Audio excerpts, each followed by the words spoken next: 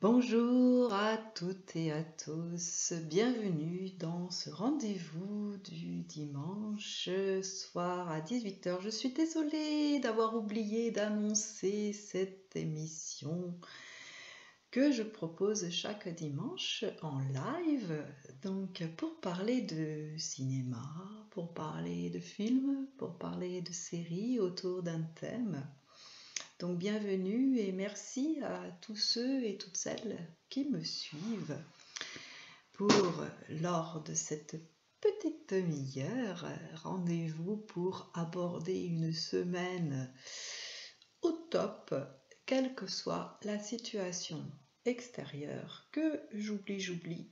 Je vous propose de vous distraire avec ma sélection autour d'un thème. Alors, un thème que je me suis dit qui était intéressant et qui était parfois très bien vu dans les films, c'est le dépassement de soi, avec un exemple que j'ai découvert l'année dernière grâce à quelqu'un qui m'a conseillé ce film et que j'ai beaucoup aimé, qui s'appelle Billy Elliot. Un film sorti en 1999, réalisé par Stéphane Daldry, avec Jamie Bell comme acteur, donc un acteur qui aujourd'hui a fait d'autres films, notamment a prêté son visage et son corps en tout cas pour le Tintin, le fameux Tintin de Spielberg. Voilà. Donc dans la série, voilà, dans ce thème de dépassement de soi, Billy Elliot est l'histoire d'un petit garçon de 11 ans qui se retrouve pris entre le désir de son père qui veut qu'il fasse de la boxe et finalement sa découverte de la danse, qui est le cours donné juste à côté des cours de boxe, et danse à laquelle il va se passionner. Et contre toute attente, eh bien, c'est quelque chose qui va montrer la persévérance de ce petit garçon. Donc Billy Elliot, magnifique, magnifique film. Voilà, c'est ma première recommandation, on pourrait dire mon coup de cœur sur ce thème de dépassement de soi. Donc je suis Dominique Chélan, consultante en images numériques, donc principalement l'image vidéo, puisque je suis aussi réalisatrice et je suis aussi autrice et formatrice. L'image, pour moi, a encore de nombreux secrets à révéler. Ça fait plus de 30 ans que je réalise des films et c'est vrai que maintenant je passe devant la caméra et je regarde en visio, etc., ce qui se passe dans vos compositions, derrière vous.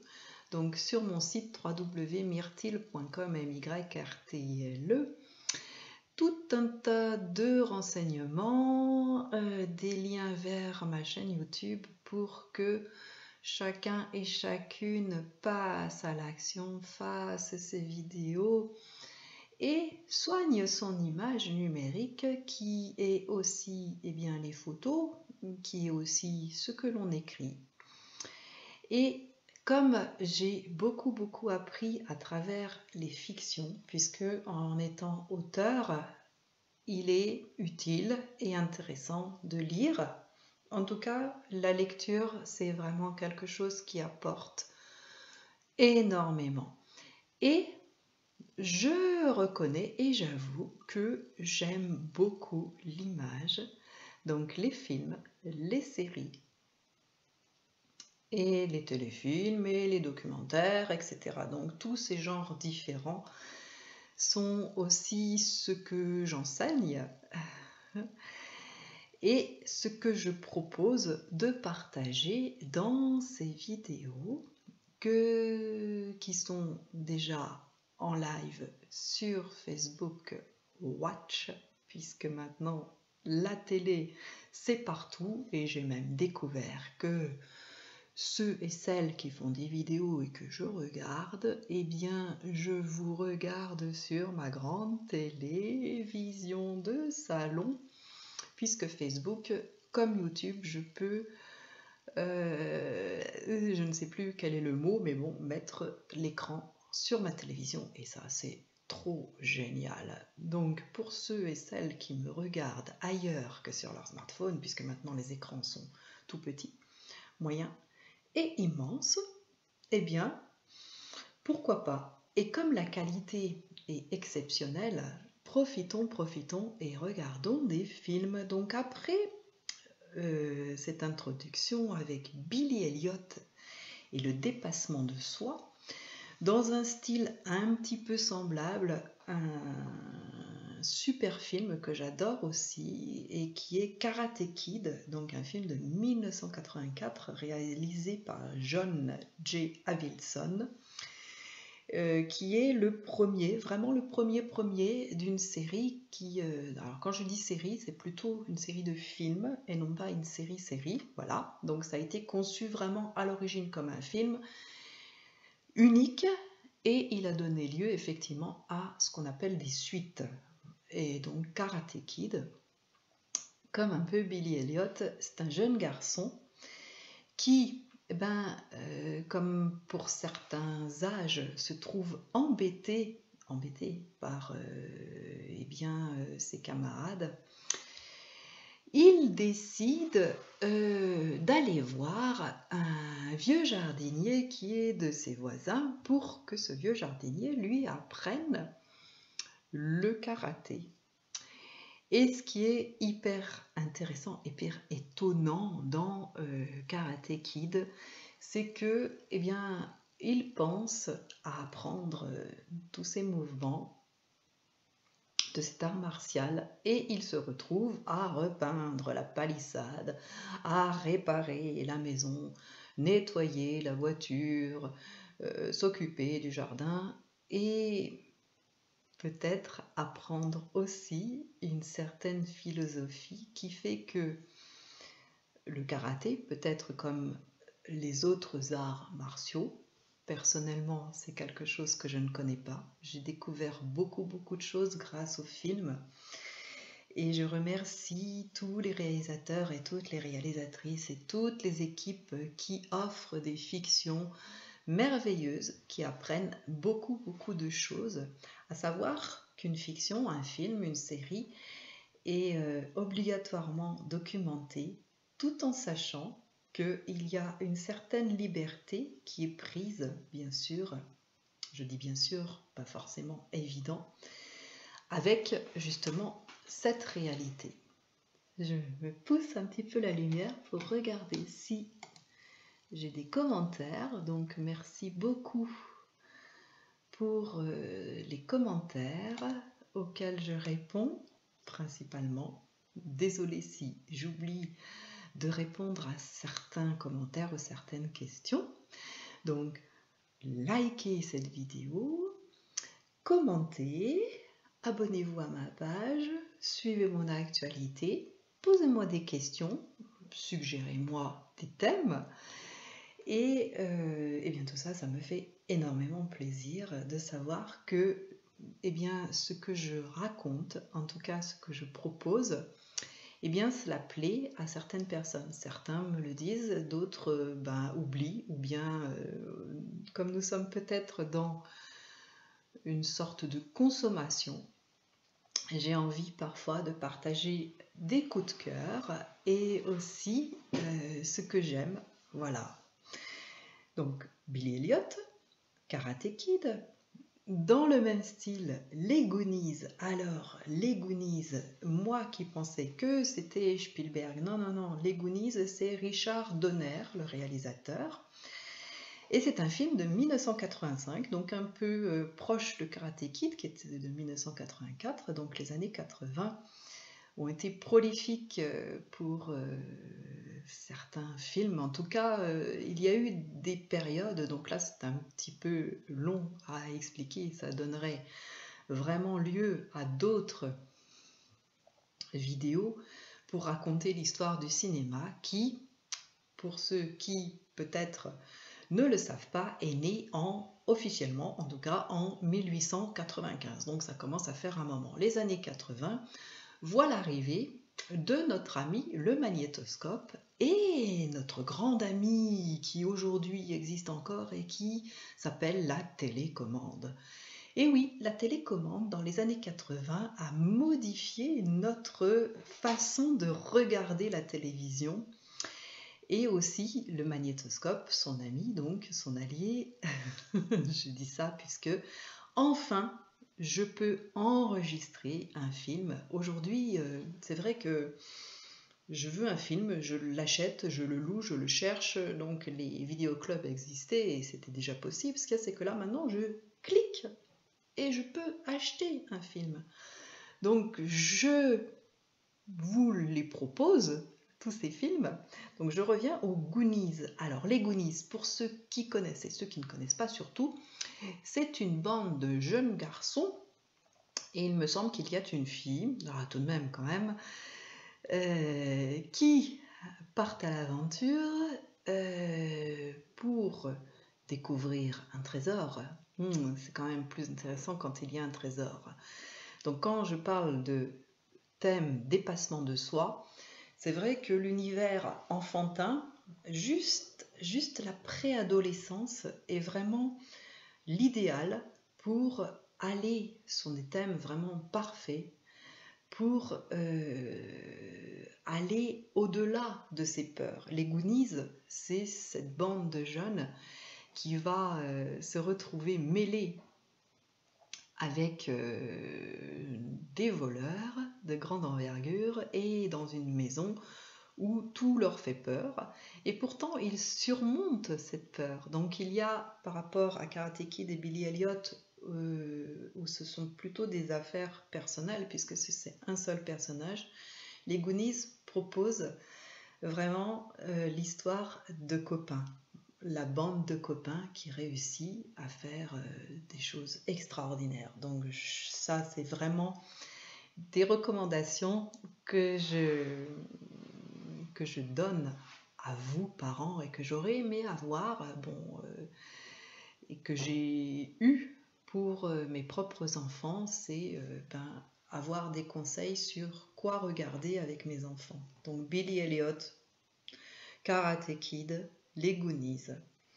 Alors, je pense un peu aux plus grands aussi, arriver à l'adolescence, et puis après l'adolescence, un film qui en ce moment est arrivé sur Netflix, peut-être que moi je l'ai raté, en tout cas je viens de le voir, qui est un film de 2017, donc assez récent, et qui s'appelle L'Ascension, réalisé par Ludovic Bernard, avec l'acteur qui est aussi un comique, je crois qu'on dit comme ça, qui s'appelle Ahmed Silla.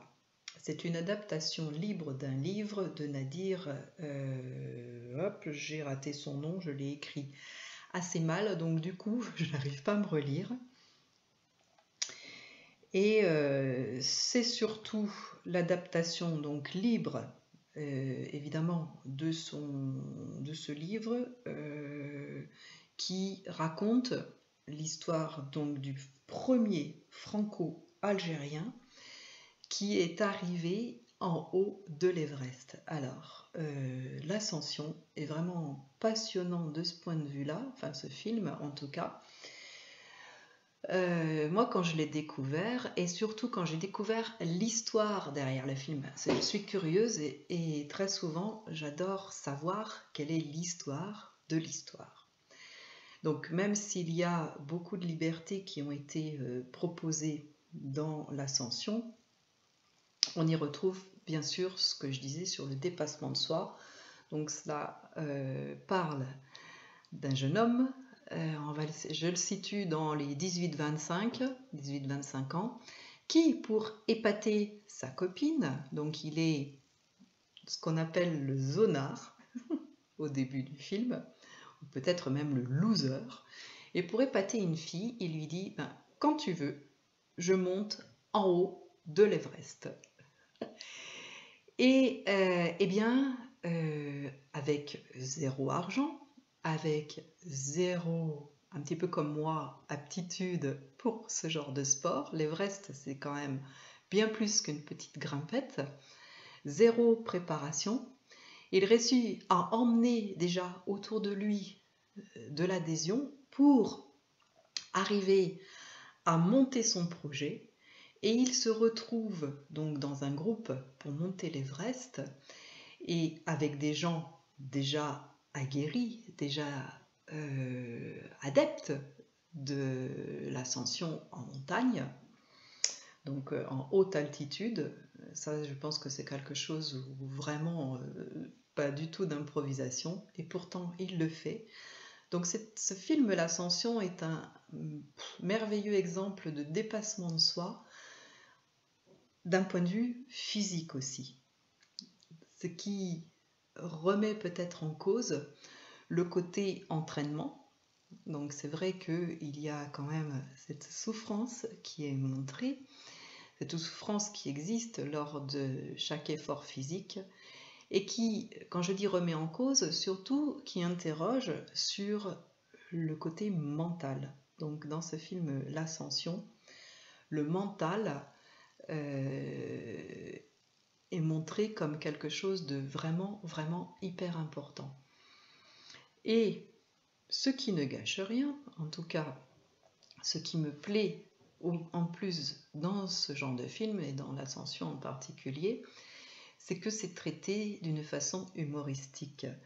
Que Ahmed Silla, l'acteur principal, est vraiment attachant. Et en plus, donc, quand je parlais de l'histoire, j'ai appris donc que les Sherpas qui ont accompagné l'expédition, que l'acteur lui-même, Ahmed Silla, s'est retrouvé exactement dans la même situation que son personnage, avec zéro préparation. Donc ça, c'est vraiment génial, parce qu'il y a eu quelque chose de très nouveau, puisque les Sherpas ont été aussi des vrais Sherpas, pour la plupart. Donc les Sherpas, si vous regardez le film, vous le saurez, ce sont les personnes qui guident les randonneurs, je ne sais pas comment ça s'appelle, c'est même plus que des grands randonneurs, parce que vraiment, pour monter en haut de l'Everest, c'est bien plus qu'une randonnée. Donc voilà, l'ascension, génial. Et alors, une histoire un peu plus ancienne qui a été écrite en 1885 par Guy de Maupassant et qui a été à de nombreuses reprises adaptée au cinéma, à la télévision. C'est le roman Bel-Ami. Alors Bel-Ami, même si la place de la femme est assez discutable, puisque nous sommes en 1885 lorsque l'histoire a été écrite, il y a une version que j'aime beaucoup, qui est une version qui a été faite pour la télévision en 2005 avec Sagamore Stevenin dans le rôle de Bel-Ami. Alors Bel-Ami, rapidement, c'est l'histoire d'un homme qui, de très pauvre, veut conquérir Paris. Donc on est vraiment sur une vraie conquête. Et le côté un petit peu discutable de Bel-Ami, c'est qu'il réussit sa conquête, donc sur tous les plans, puisqu'elle se termine sur une ascension et une conquête politique. Il décide d'arriver à ce qu'il veut grâce aux femmes. Donc pourquoi pas.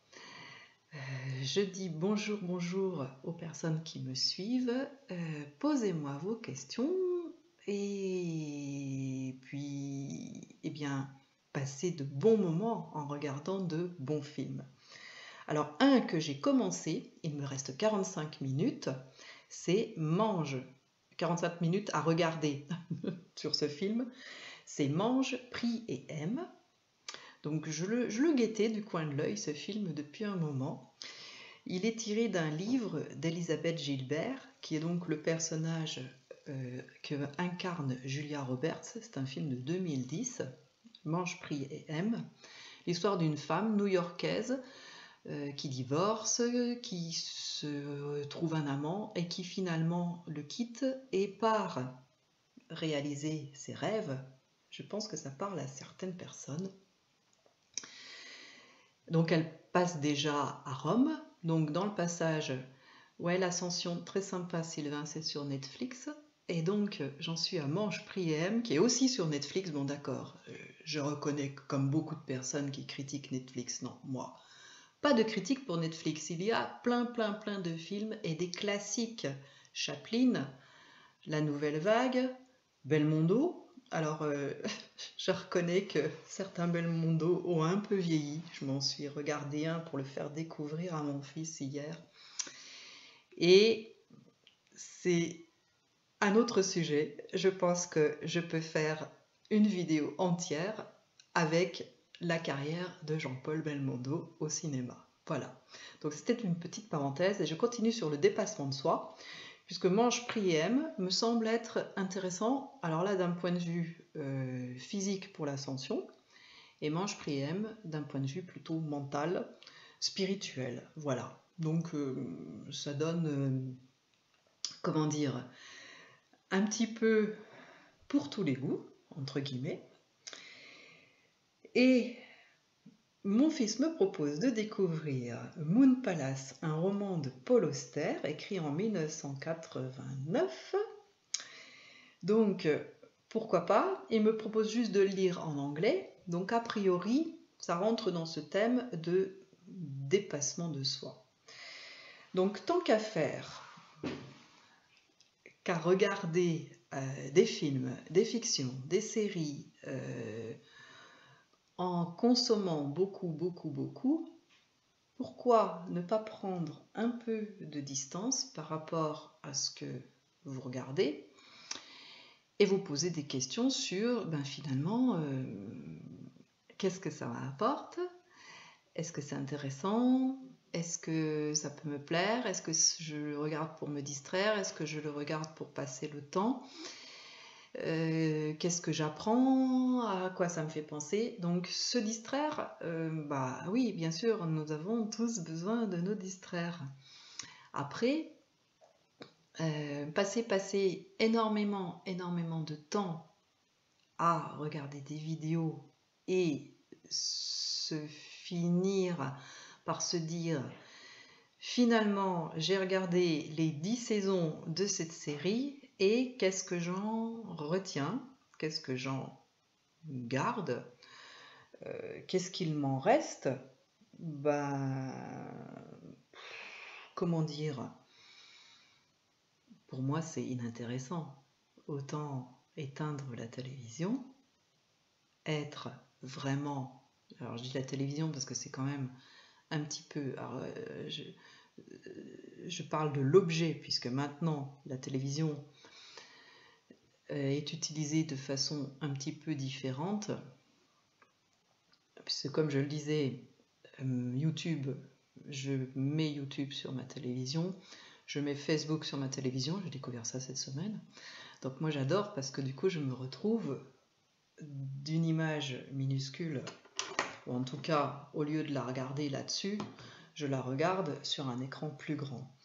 Et heureusement, je dis que la technique, elle a super évolué et que merci à tous ceux et toutes celles qui remasterisent les films. D'ailleurs, je ne sais pas s'ils y sont encore, mais sur Netflix, donc en parlant de dépassement de soi, il y a aussi la technique, les techniciens. Un film, nous n'en voyons que le résultat final, nous ne voyons que l'acteur, celui que nous voyons, alors que derrière le film, il y a tous ces gens qui veillent à ce que la technique et la qualité soient exceptionnelles. Si là, vous me recevez d'une façon presque parfaite, puisque je sais que depuis 3 lives à peu près, 2 ou 3 lives, mon image est bien meilleure. Sans le technicien qui vient installer la fibre, comment est-ce que je peux avoir une qualité meilleure? Sans les personnes qui remasterisent les films que je regarde, des films des années 80, quand je disais qu'ils ont vieilli, c'est peut-être bien effectivement sur l'histoire. Ce qu'il y a, c'est que si en plus j'ai une image et du son Alors le son, c'est quelque chose qui parfois est un petit peu gênant. Eh bien ça, c'est un boulot qui est génial de oui, c'est remasteriser, je crois le mot. Et donc pour revenir sur Netflix, il y a beaucoup, et alors je pense qu'ils y sont encore, des films de Jacques Demy. Jacques Demy est un réalisateur français qui a fait notamment Les Parapluies de Cherbourg ou Les Demoiselles de Rochefort, et ces films ont été remasterisés, donc restaurés. Voilà, restaurés, c'était le mot que je cherchais. Donc merci, merci, merci, merci, merci encore à toutes ces personnes qui travaillent avant le tournage pour la préparation du film, pendant le tournage d'un film ou d'une série, parce que les séries que l'on regarde, eh bien oui, c'est quoi? C'est un petit peu de rêve qui rentre chez moi, et garder un petit peu ce rêve dans mon écran, c'est intéressant. Et puis me dire, alors, d'accord, ce rêve-là, est-ce que c'est un petit peu quelque chose qui m'intéresse, que j'ai envie, moi, d'avoir aussi? Parce que les histoires, finalement, c'est quelque chose que nous connaissons depuis que nous sommes tout petits. Et pour les nouvelles générations, eh bien, c'est souvent à avoir grandi justement avec les images. Donc nous, adultes, peut-être qu'il est bon d'être, comment dire, plus attentif à toutes ces images, à ce que nous regardons, à comment nous le regardons, quand nous le regardons, pour que, eh bien, nous sortions un petit peu de ce cercle où, oui, je pense que cela existe peut-être encore et que la télévision, qui date en France des années 60,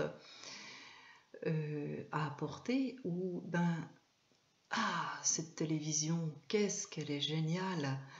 Elle devient très rapidement, à sa naissance, le divertissement, le loisir numéro 1 pour les Français. Et oui, ça, c'est ce qui s'est passé dans les années 60. Et comme c'est tellement bien, parfois je laisse allumer, donc c'est quelque chose que j'entends en fond. Non, finalement c'est que du son. Et alors, peut-être j'y passe et ce sont des images. Alors chez moi, il y a peut-être d'autres personnes, peut-être des bébés, peut-être des enfants. Et peut-être qu'il y a des règles qui ont été mises en place.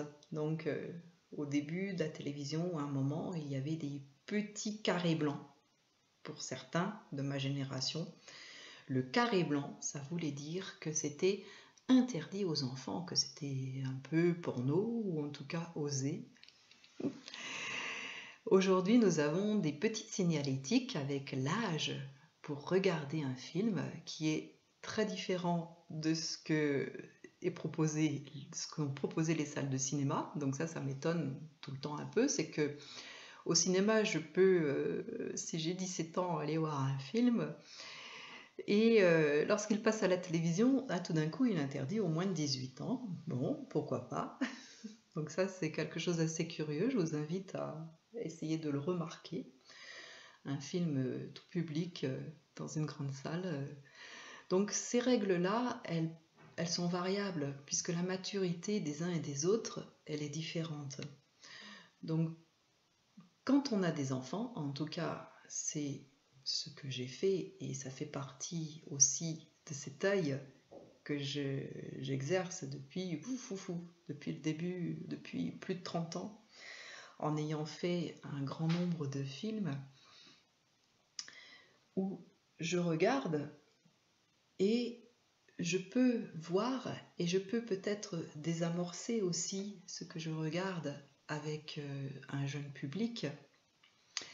C'est exactement ce que j'ai appliqué à mes enfants, c'est l'accompagnement de nos enfants, l'accompagnement de mes enfants, l'accompagnement de vos enfants, Et les enfants, ben, sont des enfants jusqu'à tard des fois.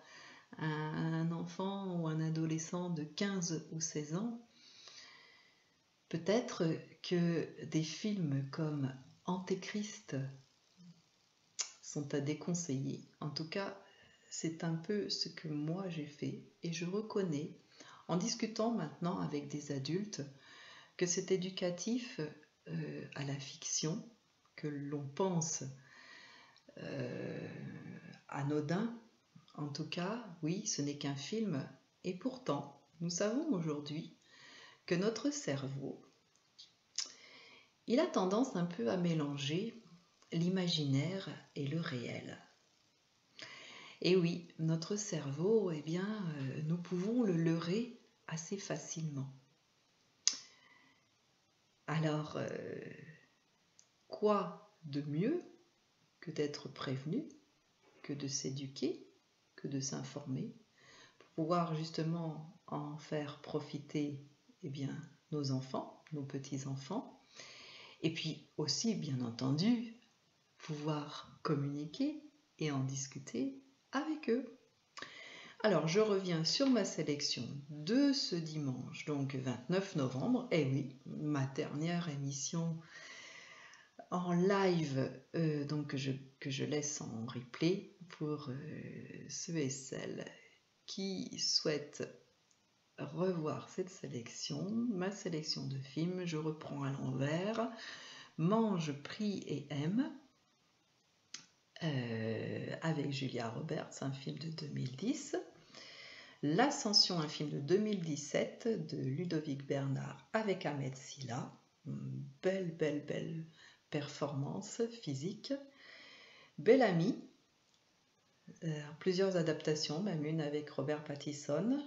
Perso, je préfère Sagamore Stevenin dans un téléfilm de 2005. Les Goonies de 1985. Karate Kid de 1984. En 1984. Billy Elliot, un film de 1999. Et j'hésite sur Moon Palace de Paul Auster à lire en anglais. Donc pour l'instant, j'ai beaucoup de lectures. Je vais peut-être laisser ce livre de côté et terminer déjà de regarder Mange, prie et aime. Une série que j'adore en ce moment et que je regarde à nouveau puisque j'ai regardé la 4e saison de série française qui s'appelle 10%. Peut-être que ce sera un thème pour une de mes prochaines émissions. Je remercie tout le monde. Je vous remercie tous de me regarder, de m'écouter, de partager, de liker, de commenter, de me suivre. Juste ça, ça me va vraiment. Et je vous donne rendez-vous donc dimanche prochain. Nous serons en décembre, premier dimanche de décembre 2020, pour une nouvelle petite sélection de fiction. Donc parfois j'y glisse quelques livres, des séries, oui, parfois aussi. Aventure, comédie, Princess Bride. Allez, je le note. J'ai mon stylo. Merci Sylvain. Et puis peut-être que je vais faire une sélection de Noël. Ah, les films de Noël. Bon, j'ai tout décembre pour faire des sélections de films de Noël. Peut-être que j'en ferai un à la fin de chaque émission. Donc, que la fiction, que les films, que les séries soient des distractions, que ce soit des choses agréables, des choses qui nous fassent grandir. En tout cas, moi, la fiction, que ce soit la littérature ou le cinéma, ça m'a fait grandir, ça m'a appris beaucoup de choses. Je dis souvent, ça m'a appris, oui, j'ai appris beaucoup de choses à travers des fictions, des films, à savoir que chaque film, chaque série est très documentée. Et que même s'il y a un brin de romance, comme je l'ai appris, finalement, nous parlons du Moyen-Âge, de la Renaissance, etc. En réfléchissant bien, avons-nous des enregistrements de comment les gens parlaient au Moyen-Âge? La réponse est non, puisque la technique était encore à inventer. Donc, faire parler des personnes du Moyen-Âge, eh bien, c'est de la fiction.